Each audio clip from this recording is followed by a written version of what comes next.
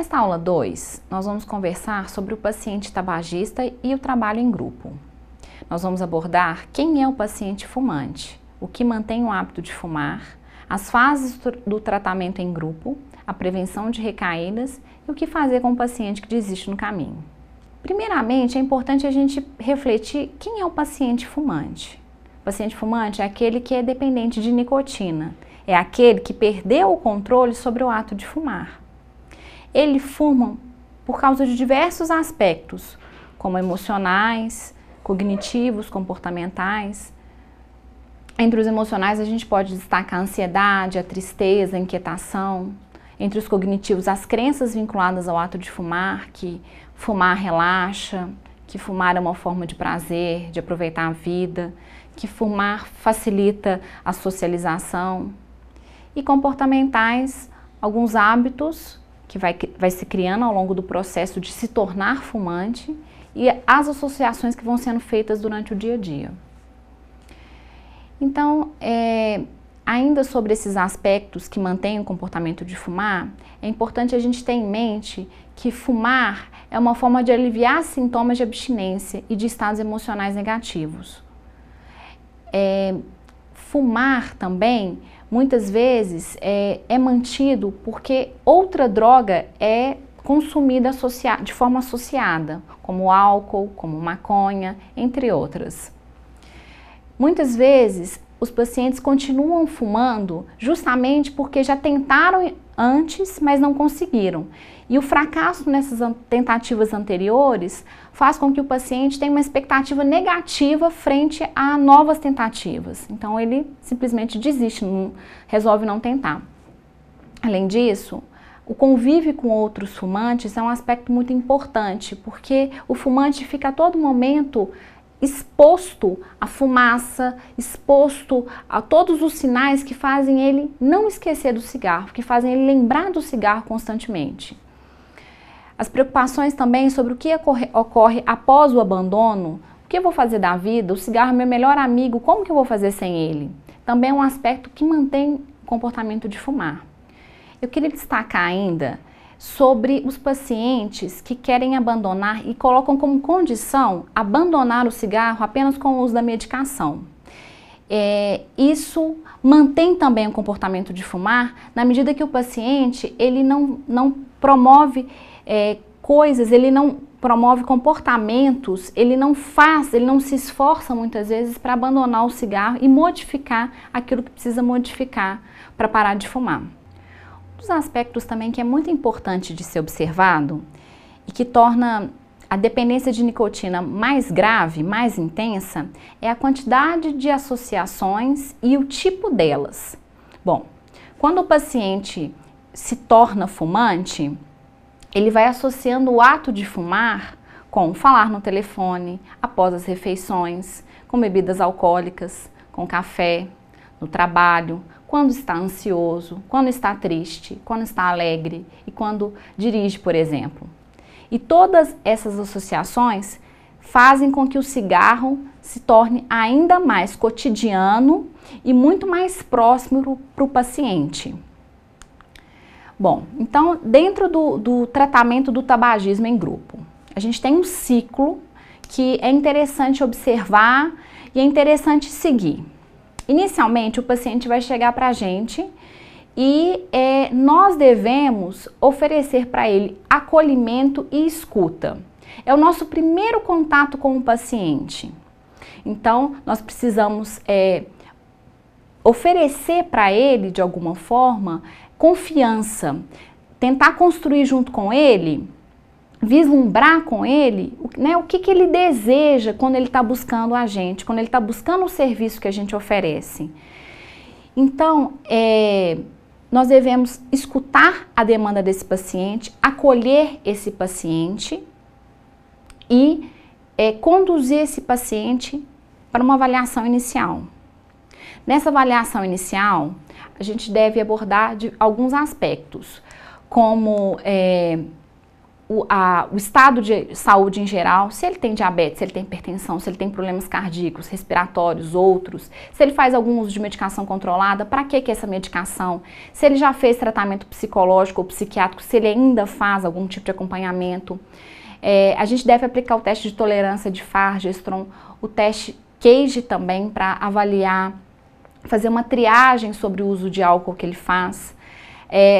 Investigar junto com o paciente também o tipo de associações que ele costuma fazer, essas associações que a gente acabou de falar. E investigar também com o paciente as tentativas anteriores de abandono do cigarro, né? E aí, em seguida, depois que a gente fizer essa triagem, essa avaliação inicial, depois que a gente já conseguiu acolher, conseguiu estabelecer uma aliança terapêutica, conseguiu fazer uma abordagem motivacional de modo a conseguir fazer com que o paciente vislumbre, né, o que ele quer dentro do nosso serviço, a gente vai encaminhar ele para a avaliação médica. Na avaliação médica, né, vai ser avaliado outros aspectos da saúde em geral, vai ser avaliado a possibilidade de usar medicação, né, o tipo de método que ele vai utilizar, que ele vai aplicar para poder abandonar o cigarro. Em seguida, a gente vai encaminhar para o paciente, para o grupo, e se ele conseguir concluir as 4 sessões iniciais, ele vai ser encaminhado para um grupo de manutenção. Bom, então, é muito importante a gente ficar atento à motivação. A motivação, ela é o gás que o paciente tem para poder abandonar o cigarro. Então, o paciente, muitas vezes, ele vai chegar para a gente no estado de contemplação, porque pré-contemplação, se ele estiver nessa fase, ele não vai nem passar perto da gente, ele não vai procurar nosso serviço, ele acha que ele não tem nenhum problema em fumar, que fumar não traz problema para a saúde e que quem tem problema somos nós, porque a gente quer que ele pare de fumar. Então, ele vai procurar a gente, geralmente, quando ele estiver contemplativo, quando ele já perceber que fumar traz prejuízos à saúde, quando ele perceber esses prejuízos, quando ele perceber que o fumar, muitas vezes, já está causando problemas, inclusive familiares, né? Porque as pessoas fazem pressão para que ele abandone o cigarro. Então, esse paciente, ele vai chegar para a gente em contemplação. Outra possibilidade também é o paciente procurar o nosso serviço, procurar o tratamento para abandonar o tabaco, se eles estiverem em preparação. Então, muitas vezes, ele já conseguiu cortar, reduzir a quantidade de cigarros, ele já conseguiu deixar o cinzeiro fora de casa, então ele já não está tão exposto ao cheiro do cigarro, ele já consegue desvincular o álcool com o cigarro, enfim. Então, esses 2 pacientes são pacientes que nós devemos encaminhá-lo para o grupo de tabagismo. E, em seguida, nós temos sempre que ficar atentos à recaída, porque dentro do ciclo de motivação, dentro dos estágios de mudança, né, que a gente tem o modelo do Prochaska, a gente tem que ficar atento porque ele vai e vem. Ele pode estar contemplativo nesse momento, mas daqui a uma semana ou daqui a um dia ele já está pré-contemplativo, ele dá um passo para trás ou ele avança muito rápido. Então a gente tem que sempre ficar atento à recaída. E sempre também ter como norte os nossos objetivos, junto com o paciente, manter a motivação para o tratamento, tentar junto com ele, junto com o grupo, desenvolver novos hábitos e um novo estilo de vida, porque essa é a grande sacada. Parar de fumar não é só abandonar o cigarro, porque ele vai ter que... O que ele vai fazer nos momentos em que ele parava de fazer as coisas que ele fazia para poder fumar? Então, ele precisa desenvolver novos hábitos. Em vez de ficar ocioso em casa fumando, ele pode, por exemplo, praticar uma atividade física, né? Então, essa é a grande dificuldade. Ele abandonar, ele deixar de fazer aquelas coisas relacionadas ao cigarro e inserir novos hábitos nessas lacunas que vai acabar ficando em função do abandono do cigarro. Além disso, a gente tem que sempre ter em mente que o paciente ele tem muitas expectativas, ele tem muitas crenças relacionadas sobre o ato de fumar. Então a gente precisa desconstruir muitas delas, junto com o paciente.